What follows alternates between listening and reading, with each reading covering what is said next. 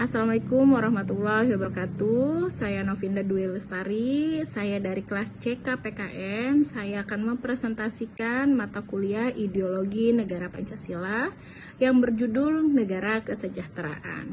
Di sini ada nama-nama kelompok saya.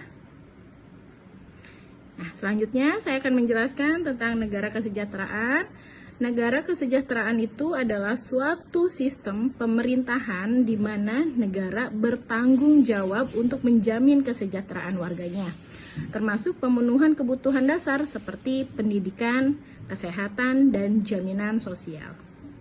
Nah, selanjutnya ada konsep negara kesejahteraan. Konsep negara kesejahteraan ada tanggung jawab negara, pemenuhan kebutuhan dasar, pemerataan kesejahteraan, dan keadilan sosial. Di sini saya akan menjelaskan satu persatu. Tanggung jawab negara. Negara memiliki peran aktif dalam menyediakan berbagai layanan sosial dan perlindungan bagi warganya. Selanjutnya, pemenuhan kebutuhan dasar. Negara memastikan bahwa setiap warga negara memiliki akses terhadap kebutuhan dasar seperti pendidikan, kesehatan, perumahan, dan jaminan sosial. Pendidikan seperti pemerintah mengadakan sekolah gratis. Kesehatan seperti pemerintah mengadakan BPJS.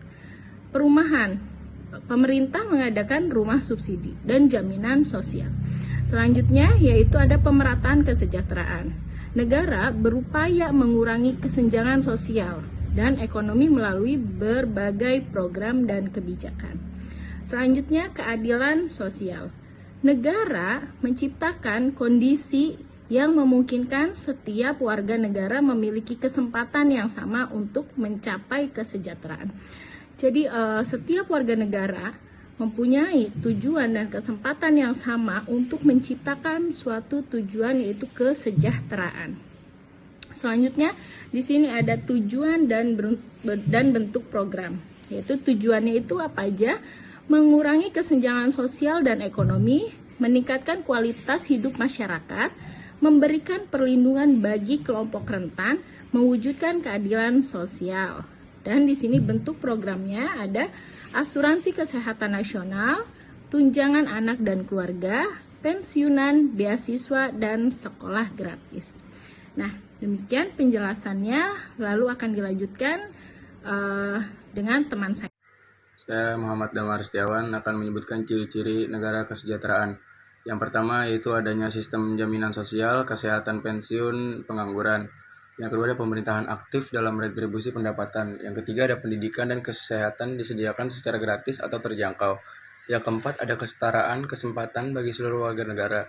Yang kelima sistem pajak yang progresif atau transparan. Kelebihan dan kekurangannya, kelebihan negara kesejahteraan yaitu yang pertama meningkatkan stabilitas sosial, yang kedua mengurangi kemiskinan dan pengangguran, yang ketiga memberi rasa aman kepada warga negara, yang keempat mendukung pembangunan manusia.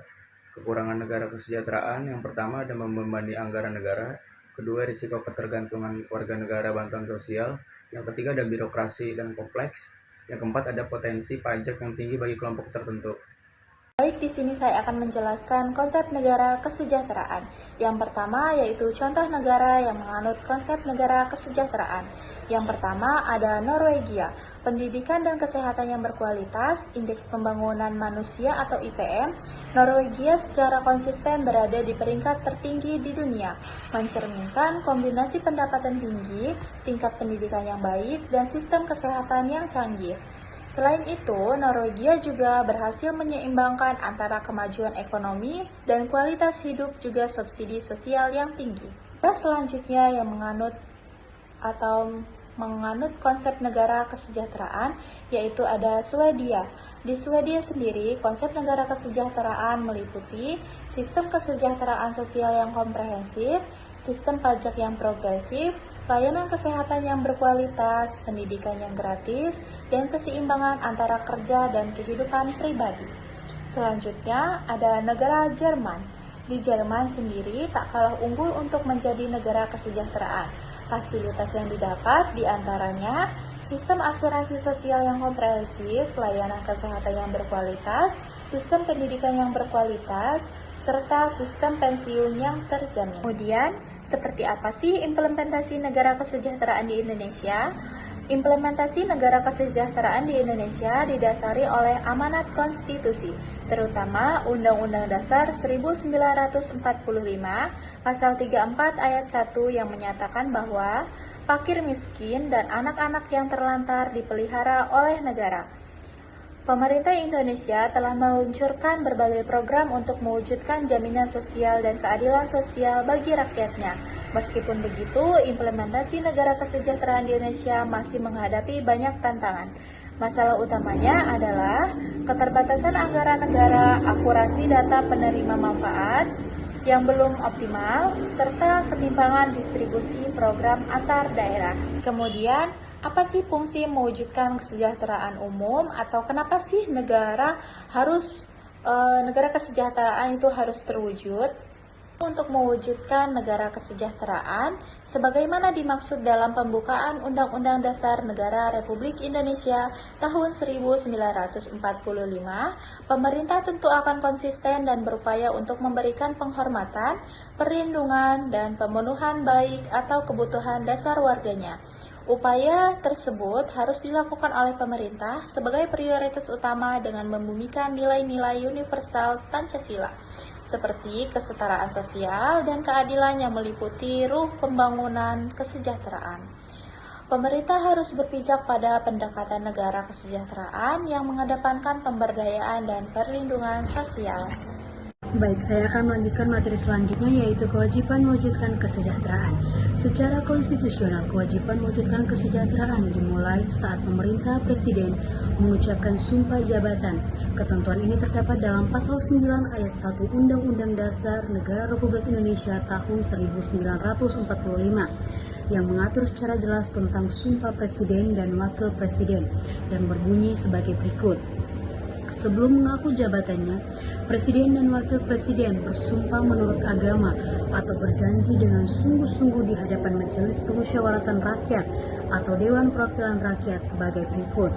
Demi Allah, saya bersumpah akan memenuhi kewajiban Presiden Republik Indonesia dan Wakil Presiden Republik Indonesia dengan sebaik-baiknya dan seadil-adilnya, memegang teguh Undang-Undang Dasar dan menjalankan segala undang-undang dan peraturannya dengan seluruh-seluruhnya serta berbakti kepada nusa dan bangsa.